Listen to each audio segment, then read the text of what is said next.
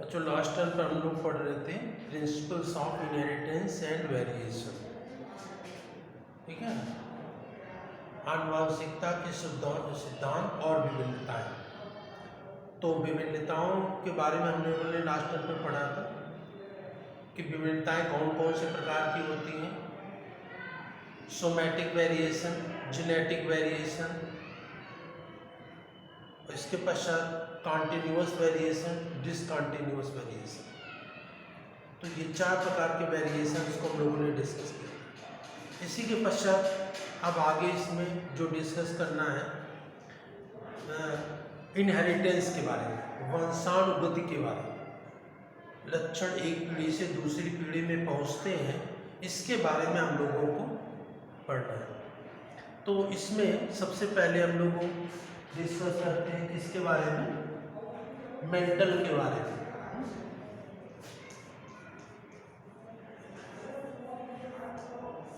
Mendel के बारे में डिस्कस करते हैं। इसको हाई स्कूल में भी आपने शायद पढ़ा होगा, मेंडल के नियम के बारे में हाई स्कूल में भी डिस्कस किया है। तो ग्रेगर जॉन मेंडल, इनका पूरा नाम क्या है, Gregor John Mendel. Gregor John Mendel ने आनुवंशिकता के नियम दिए, बताया कि लक्षण एक पीढ़ी से दूसरी पीढ़ी में कैसे पहुंचते हैं। तो ग्रेगर जॉन मेंडल,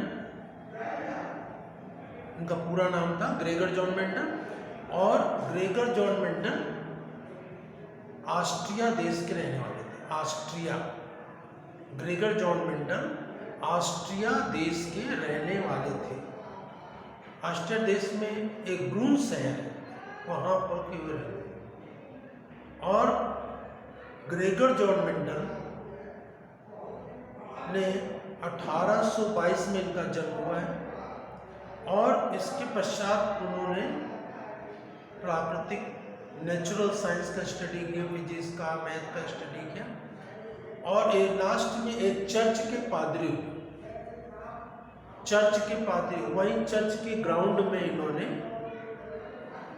अपने एक्सपेरिमेंट किए। और अपने एक्सपेरिमेंट किस पर किए, मटर के पौधे पर। किस मटर के पौधे पर, इस मटर के पौधे का वैज्ञानिक नाम है पाइसम सटाइवम।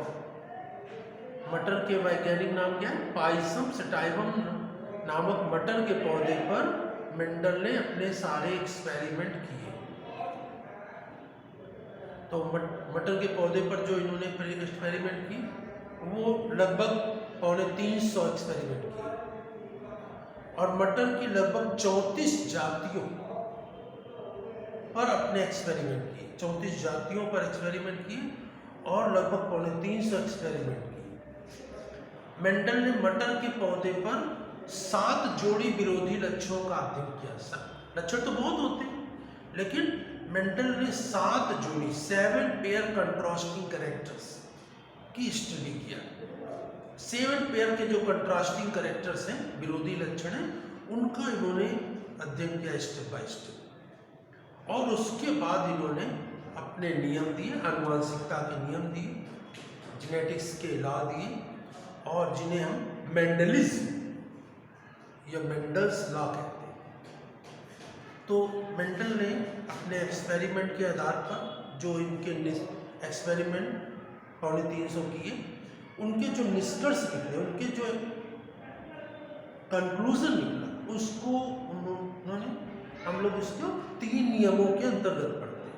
मेंडल ने जो भी एक्सपेरिमेंट किए, उन एक्सपेरिमेंट के जो कंक्लूजन्स थे, उनके निष्कर्ष थे, उनको 3 नियमों के अंतर्गत हम लोग स्टडी करते हैं, है ना। 3 नियम कौन कौन से होते हैं, ये number 1 law of dominance,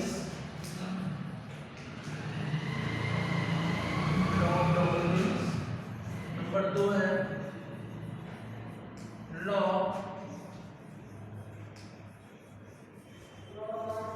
segregation,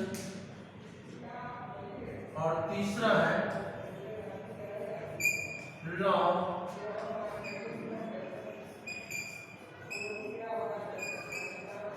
independent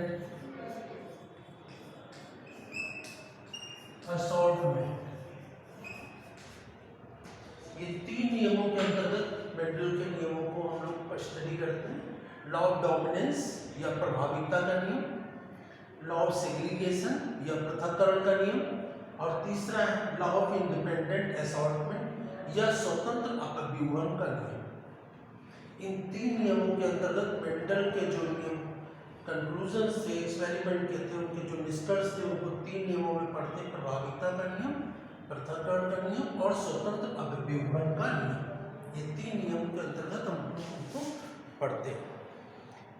Mendel ने जब नियम दिए तो ये नियम अपने एक्सपेरिमेंट के जो कंक्लूजन्स थे, निष्कर्ष थे, जो मेंडल ने मटर के 7 जोड़ी विरोधी लक्षणों में स्टडी किए थे, उन सभी के कंक्लूजन को, नियम को ब्रून, ऑस्ट्रिया के ब्रून शहर के एक मैगजीन थी, ब्रून नेचुरल सोसाइटी, ब्रून नेचुरल सोसाइटी की मैगजीन में अपने नियमों के निष्कर्षों को इन्होंने पब्लिश किया था, उसको प्रकाशित किया था।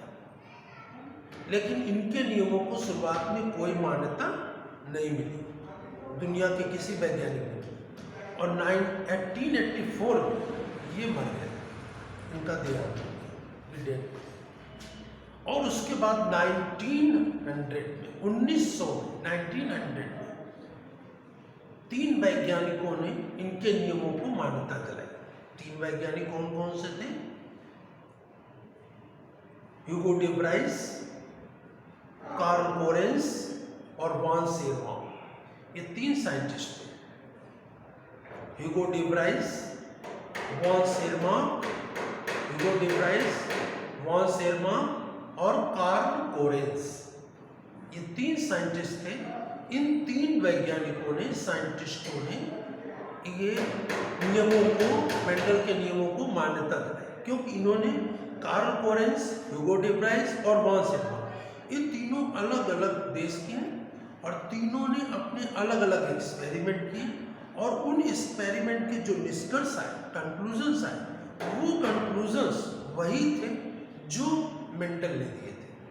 तो इस पर इन तीनों साइंटिस्टों ने, Hugo de Vries, Carl Correns और वॉन सेरमाउ ने एक्सपेरिमेंट करके देखा कि मेंडल के सभी नियम सही। तो इन तीनों वैज्ञानिकों ने मिल करके मेंडल के नियमों को सही बताया। उसके बाद मेंडल के नियमों को दुनिया में मान्यता मिली गई और सभी जगह इनके नियमों को सराहा गया, देखा गया, और इसके मान्यता मिलने के बाद ये मेंडल क्या कहना है? Father of genetics. आनुवांशिकता के जनक किसे कहा जाता है? ग्रेगर जॉन मेंडल को कहा जाता है आनुवांशिकता के जनक या फादर ऑफ जेनेटिक्स। तो पेपर में क्वेश्चन आता है, who is the father of genetics? तो Gregor John Mendel, father of genetics.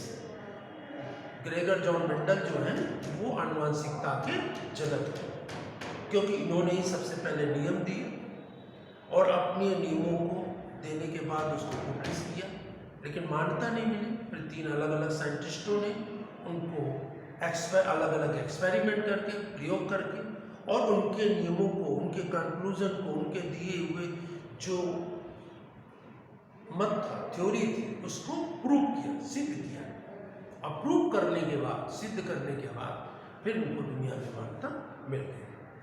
तो इस प्रकार से ये याद रखना है, मेंडल का पूरा नाम क्या है? Gregor John Mendel. मेंडल ने किस पर एक्सपेरिमेंट किए? मटर। मटर का वैज्ञानिक नाम क्या होता है? पी का मटर का पाइसम सेटाइवम। और मेंडल ने अपने नियम, मतलब मटर पर कितने जोड़ी लक्षणों का अध्ययन किया? 7 जोड़ी, 7 पेयर कंट्रास्टिंग कैरेक्टर्स का स्टडी किया। और इसके पश्चात मेंडल ने जो नियम दिए, वो नियम कंक्लूजन अपने नेचुरल सोसाइटी ऑस्ट्रिया की जो ब्रून शहर की थी उस मैगजीन में पब्लिश की, लेकिन इनको मान्यता नहीं मिली। इनके मरने के 16 साल बाद, आफ्टर 16 ईयर, 16 साल बाद 3 साइंटिस्टों ने इनको नियमों को मान्यता दिलाई, कार्ल कोरेंस, वॉन सेरमाउ और ह्यूगो डे ब्राइस। ये अलग अलग देश के वैज्ञानिकों ने एक्सपेरिमेंट किया और एक्सपेरिमेंट करने के बाद इन मेंडल के नियमों को सही पाया, तब दुनिया में इनकी मान्यता। तो ये आज हमने ये इंट्रोडक्शन दिया कि मेंडल कौन है और मेंडल ने किस पर एक्सपेरिमेंट किया और मेंडल के 3 नियम कौन कौन से हैं, और इन तीनों नियमों को हम स्टेप बाय स्टेप बारी बारी से स्टडी करेंगे इसमें। तो ये इम्पोर्टेंट लेसन है और ये इम्पोर्टेंट लेसन को आपको अच्छी तरह से फेयर कॉपी में नोट करके लिखना है, ठीक है ना। तो स्टेप बाय स्टेप चलेंगे और आप लोग इसको फेयर कॉपी में जितना बताया उसको नोट करेंगे और इसके बाद नेक्स्ट टर्म पर इसी के आगे एक एक नियम को स्टेप बाय स्टेप हम स्टडी करेंगे। धन्यवाद।